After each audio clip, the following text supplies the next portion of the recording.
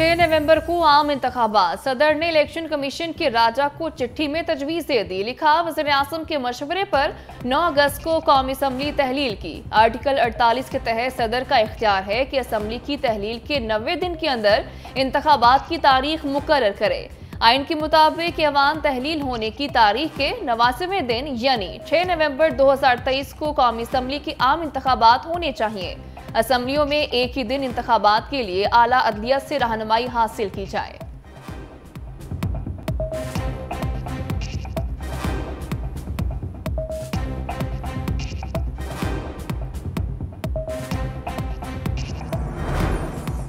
ऐवान सदर की मकीन के खत से इलेक्शन कमीशन में हलचल। चीफ इलेक्शन कमिश्नर ने अहम मुशावरती बैठक कल तलब कर ली। इजलास में सदर मुमलिकत के खत का जायजा लिया जाएगा। लीगल टीम ब्रीफिंग और कानूनी माहिरीन राय देंगे। चारों अराकीन समेत मुतालिका विंग्स भी शरीक होंगे। कुंवर दिलशाद ने सदर के खत को अलामती करार दे दिया। टेलर न्यूज से गुफ्तगू करते हुए साबिक सेक्रेटरी इलेक्शन कमीशन ने कहा कि सदर मुमलिकत ने रवायती और अलामती तौर पर इलेक्शन कमीशन को तजवीज़ भिजवाई। इंतखाबी इदारा ऐवान सदर को हल्का बंदियों के हवाले से जवाब देगा। इलेक्शन कमीशन भी पाबंद है कि वो आइन के तहत हल्का बंदियां कराए। इसमें कोई आइन और कानून की खिलाफ वर्जी नहीं हो रही। अगर इलेक्शन कमीशन हल्का बंदियां नहीं कराता तो ये आइन की खिलाफ वर्जी है।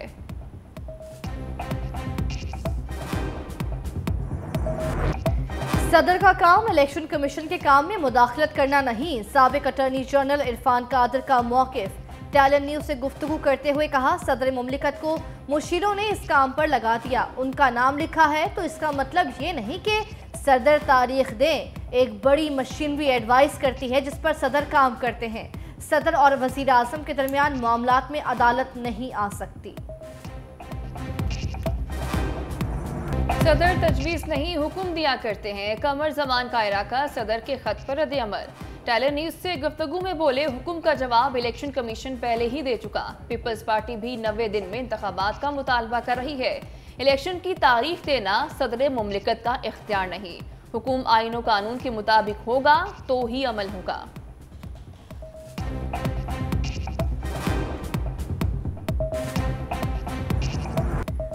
जाला रहनुमा इलेक्शन की तारीख में ताखीर पर परेशान। बिलावल भुट्टो ने नून लीग का नाम लिए बगैर लफ्जी तलवार चला दी। मुजफ्फरगढ़ में कारकुनों से खिताब में कहा, सिर्फ एक जमात को पहले से पता है इलेक्शन की तारीख क्या है।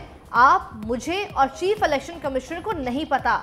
इस जमात को कैसे पता कि इलेक्शन फरवरी में होंगे। हम समझते हैं इलेक्शन जल्द अज जल्द होने चाहिए। इलेक्शन से मुतालिक फैसला पीपल्स पार्टी की CEC करेगी। गालम गलोच की सियासत को दफन करना होगा। महंगाई और बेरोजगारी आज तारीख की बुलंद तरीन सतह पर है। अवाम के चेहरों पर लिखा है कि वो परेशान हैं।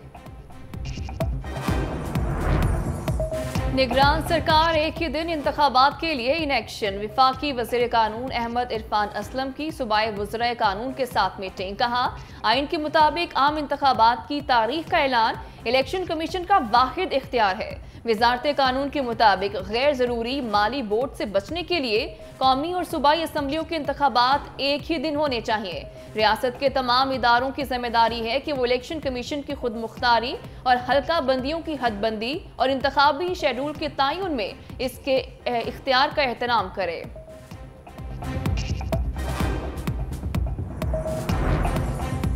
नवाज शरीफ की लंदन वापसी पर नेक्स्ट स्टॉप अडियाला या रायविंड। आईनी माहिरीन तकसीम। साबिक अटॉर्नी जनरल इरफान कादर कहते हैं, लीगी कायद को कोई मसला नहीं होगा।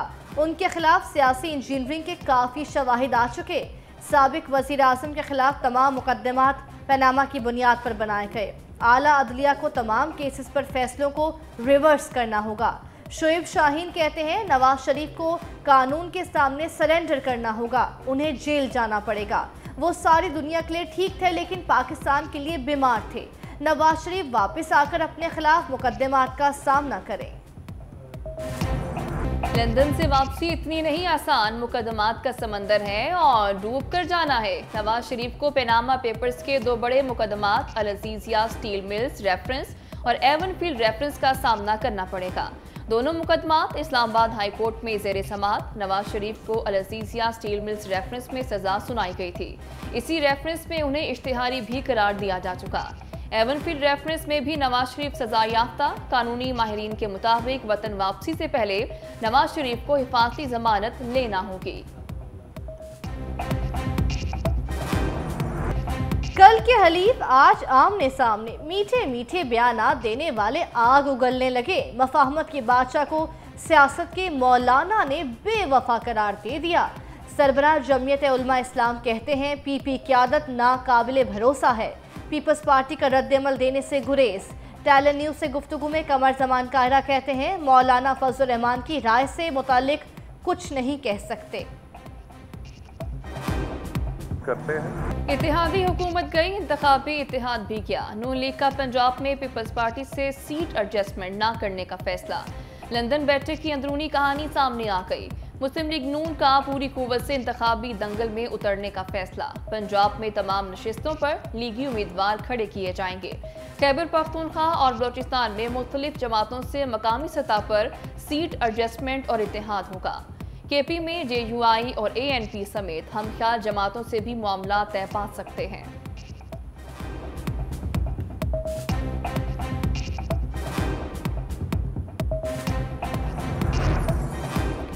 बोलियां लगाने नहीं, बोलियों का गला घोंटने आए हैं। किसी को मुआशरा यरगमाल बनाने की इजाजत नहीं देंगे।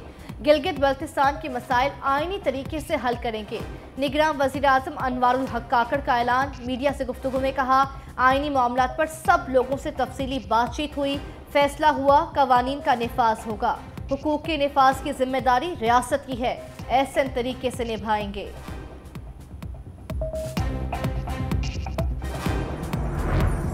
निगरान सेटअप को बूस्टर डोज लगा दी गई। फवाद हसन फवाद को डिफेक्टिव वज़ीर आज़म का टास्क मिल गया। अबूरी हुकूमत को कामयाब बनाने के लिए मैदान में उतर गए। रियासत के इंतजामी अमूर चलाने में बाइख्तियार होंगे। ज़राए के मुताबिक निगरान वज़ीर आज़म अनवारुल हक काकड़ की रजामंदी और ख्वाहिश पर फवाद को काबीना में शामिल किया गया। वज़ीरों, मुशीरों और ब्यूरोक्रेसी की कारकर्दगी बेहतर बनाने में रहनुमाई करेंगे। हुकूमत की कामयाबी के लिए पस पर्दा अपने अमूर सरअंजाम देंगे। कैदी नंबर 804 अभी तक अटक जेल के मेहमान ही रहेंगे। साइफर केस में चेयरमैन PTI के जुडिशल रिमांड में 14 रोज की तौसी। आइंदा समा 27 सितंबर को होगी। जज अबुल हसनात मोहम्मद जुल्कुलनैन ने अटक जेल में समाअत की। शाह महमूद कुरैशी को हथकड़ियां लगाकर अदालत पेश किया गया। अदालत ने जुडिशल रिमांड में 26 सितंबर तक तौसी कर दी। मुल्क से गद्दारी की है तो फांसी दे दी जाए। शाह महमूद कुरैशी ने खुद को बेकसूर करार दे दिया। मीडिया से गैर रस्मी गुफ्तगू में कहा मुल्क से गद्दारी का सोच भी नहीं सकता। जेल में मेरी बैरक के साथ फांसी घाट है। सियासी कैदी हूँ। हम सबको अपने मौक़िफ़ हिकमत अमली पर नजरसानी करना होगी।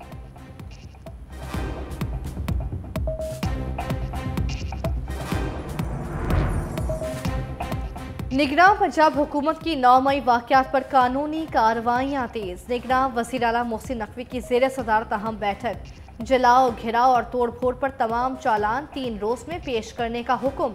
मुलजिमों के रोज़ाना ट्रायल पर अमल दरामद यकीनी बनाने का फैसला। जड़ांवाला वाक़े से मुतल्लिक पेशरफ्त का भी जायज़ा। 3 वज़रा और आला अफसरान पर मुश्तमिल टीम को जड़ांवाला का दौरा करके रिपोर्ट पेश करने की हिदायत। मरियम नवाज की गैर मुल्की सफ़ीरों से मेल मुलाकातें। ऑस्ट्रेलियाई हाई कमिश्नर की जाती उम्रा आमद। चीफ ऑर्गेनाइजर नून लीग से बैठक। पाक ऑस्ट्रेलिया ताल्लुकात और मुख्तलिफ उमूर पर तबादला ख्याल। मरियम नवाज से अमरीकी सफ़ीर ने भी मुलाकात की।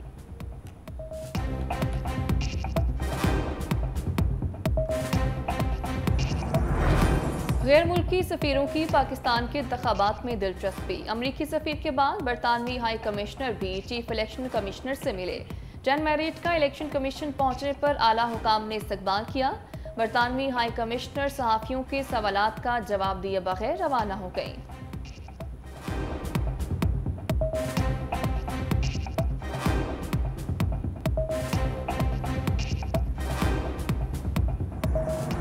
क्या डॉलर के सौदागरों पर नकेल ढीली पड़ने लगी। ओपन मार्केट में अमेरिकी करेंसी की फिर परवाज, 1 रुपया इजाफे से कदर 301 रुपए हो गई। इंटरबैंक में डॉलर 1 रुपया 6 पैसे सस्ता, 298 रुपए 82 पैसे पर बंद।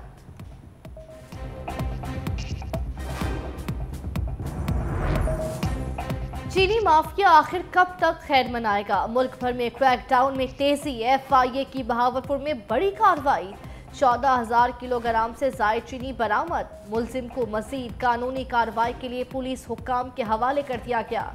कोयटा में कार्रवाई, 475 टन चीनी कब्जे में लेकर 2 गोदाम सील कर दिए।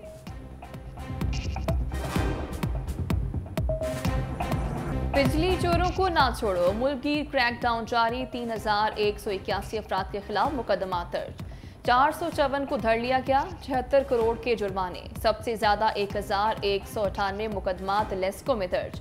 गैपको, फेस्को, आइस्को समेत दूसरी डिस्ट्रीब्यूशन कंपनीज में भी कार्रवाइयां जारी। नाकिस इकदामात पर CEO पेस्को फजल रबी को ओहदे से हटा दिया गया। बिजली चोरी के खिलाफ कार्रवाइयों पर अदम ताउन पर फारिग किया गया।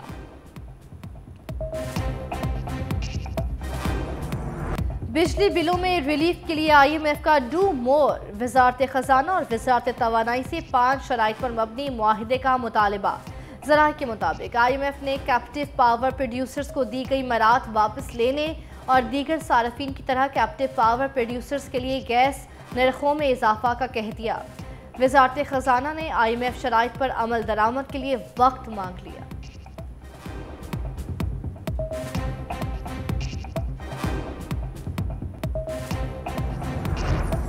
चीफ जस्टिस उमर अता बंदियाल ने चीफ जस्टिस हाउस खाली कर दिया। रिटायर्ड जजेस के लिए मुख्तस घर मुंतकिल। नामजद चीफ जस्टिस काजी फायज ईसा रवा हफ्ते चीफ जस्टिस हाउस मुंतकिल हो जाएंगे। ज़राए के मुताबिक जस्टिस फायज ईसा 17 सितंबर को हर्फ बर्दारी तकरीब के लिए चीफ जस्टिस हाउस से ही रवाना होंगे।